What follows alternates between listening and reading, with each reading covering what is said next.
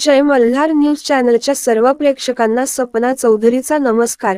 नंदुरबार जिल्ह्यातील शहादा तालुक्यातील प्रकाशा वैजाली व नांदर्डे या गावांना जोडणारा पूल कोसळला, सुदैवाने जीवितहानी टळली।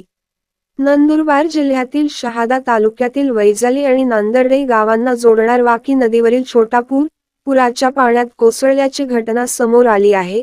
गेल्या 2 वर्षापासून हा पूल कमकुवत झाल्याने या पुलावरची अवजड वाहतुकीला बंदी घालण्यात आली होती।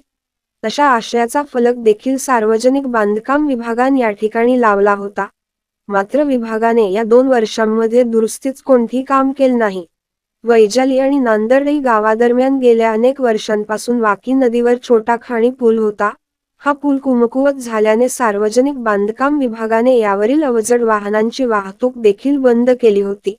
मात्र गेल्या 2 वर्षात या पुलाच्या दुरुस्ती अथवा पर्यायी पुलाबाबत संबंधित विभागाने कोणतीही हालचाल केली नाही।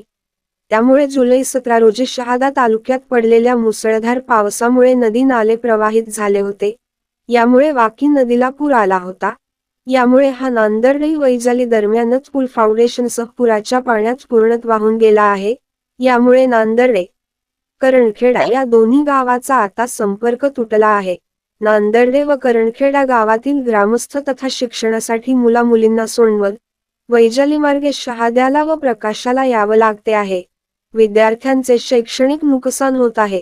शिक्षणाचे नुकसान होऊ नये यासाठी तात्काळ दुसरी व्यवस्था करावी, अशी मागणी पालक वर्गाकडून होत आहे।